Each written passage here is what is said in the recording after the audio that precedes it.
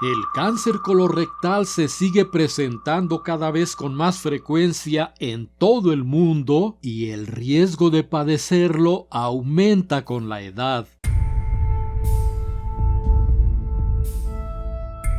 En la mayor parte de los casos, ocurre en personas mayores de 50 años y es un poco más frecuente en hombres que en mujeres. De entre todos los tipos de cáncer, el colorectal ocupa el segundo lugar como causa de muerte. En el año 2020 hubo más de 2 millones de nuevos casos y se produjeron cerca de 1 millón de fallecimientos por esta enfermedad.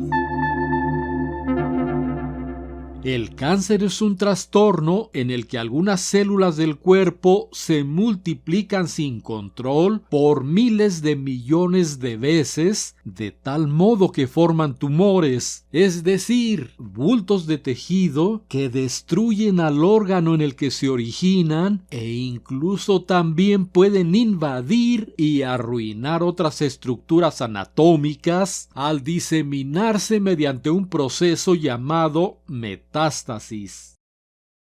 El cáncer colorectal, a veces llamado simplemente cáncer de colon, se origina en el colon o en el recto, pero a menudo se les agrupa en un solo término porque tienen muchas características comunes. El colon y el recto conforman el intestino grueso, por donde el cuerpo elimina los desechos en forma de heces, es decir, de materia fecal o excremento.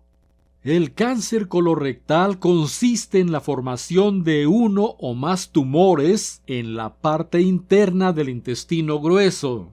En más de 80% de los casos, empieza con el crecimiento de un tumor no canceroso, llamado pólipo, el cual puede comenzar a crecer y al paso del tiempo volverse maligno. En la mayoría de los casos, los pólipos que se vuelven cancerosos crecen lentamente. Tardan de 2 a 3 años en medir más de 1 centímetro y entre 7 y 10 años para convertirse en un cáncer invasor. El colon se puede dividir en 3 partes: ascendente o derecho, transverso y descendente o izquierdo. La mayoría de los cánceres de colon se localizan en el lado izquierdo. Ahora ponga usted atención a esto. El cáncer colorectal se desarrolla lentamente durante varios años sin causar molestia alguna, pero se debe acudir a consulta médica rápidamente si empiezan a aparecer de forma constante los siguientes síntomas. Sangrado rectal. Al irse desarrollando, el tumor lesiona las paredes intestinales, lo cual provoca sangrado por el recto. Al principio el sangrado es microscópico, de modo que solo se puede detectar mediante estudios de excremento, pero cuando las lesiones son mayores, el sangrado se hace muy visible a la simple vista. El excremento puede ser de color oscuro o rojo brillante según la ubicación del tumor. Cuando el cáncer está ubicado en el colon derecho, el excremento se tiñe habitualmente de color rojo oscuro, lo cual le da una apariencia semejante a la mermelada. Cuando el cáncer se localiza en el colon izquierdo, el excremento se acompaña de sangre roja brillante. En cualquier caso, con el paso de los días, debido a la pérdida continua de sangre, se desarrolla anemia, la cual se manifiesta como palidez, debilidad y cansancio al realizar cualquier actividad física, por ejemplo, al subir escaleras e incluso sin realizar algún esfuerzo significativo. Cuando alcanzan cierto tamaño, los tumores de cualquier parte del colon van ocluyendo la luz intestinal y provocan cuadros de obstrucción que se caracteriza por dolor cólico, inflamación abdominal y vómito. Cuando el aumento de tamaño de los tumores ubicados en el colon izquierdo empieza a reducir el calibre de la luz intestinal, se presentan cambios en el ritmo intestinal como estreñimiento, heces más delgadas en forma de popote o de cinta o diarrea. Asimismo, el crecimiento tumoral forma una masa ocupativa, lo cual se puede percibir como la presencia de un cuerpo extraño en el intestino y la sensación de que no se terminó de evacuar completamente al defecar, de modo que se tiene la sensación de querer ir al baño con frecuencia. Además, los tumores ubicados en cualquier parte del intestino grueso implican un fuerte gasto de energía para el organismo, lo cual se manifiesta como una rápida pérdida de peso corporal, aun cuando la persona esté comiendo lo suficiente.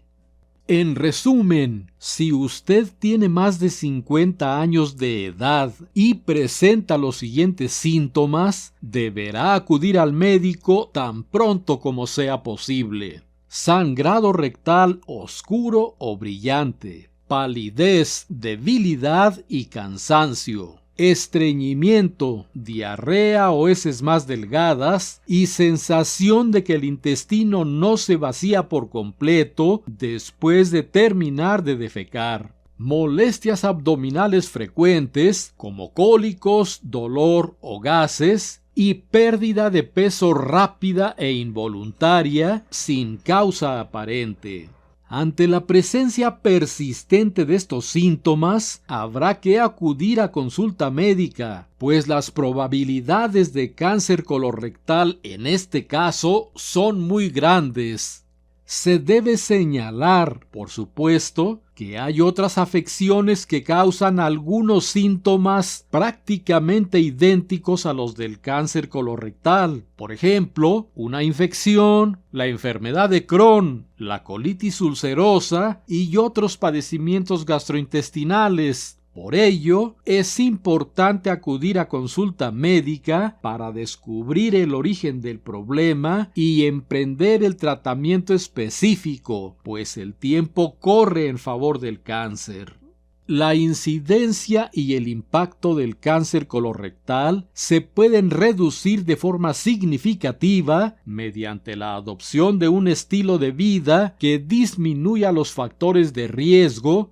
Los cambios en el estilo de vida comprenden, principalmente, llevar una alimentación sana que incluya muchas frutas y verduras, dejar de fumar, realizar ejercicio físico con regularidad, reducir el consumo de alcohol y mantener un peso saludable.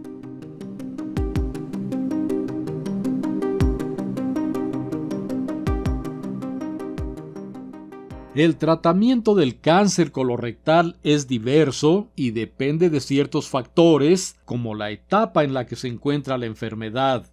Los diversos procedimientos terapéuticos son cirugía, quimioterapia, radioterapia, inmunoterapia y terapia dirigida. La cirugía consiste en eliminar las lesiones mediante la extirpación quirúrgica. La quimioterapia consiste en administrar fármacos que destruyen las células cancerosas. La radioterapia consiste en utilizar radiaciones para destruir las células cancerosas. La inmunoterapia consiste en administrar medicamentos que aumentan la capacidad del sistema inmunitario para destruir las células cancerosas. Y la terapia dirigida consiste en la administración de fármacos que actúan sobre las proteínas que controlan la forma en la que las células cancerosas se multiplican, dividen y diseminan. Como es de suponerse, las tasas de supervivencia de los cánceres en fase inicial son mayores que las de aquellos que se encuentran en una etapa avanzada.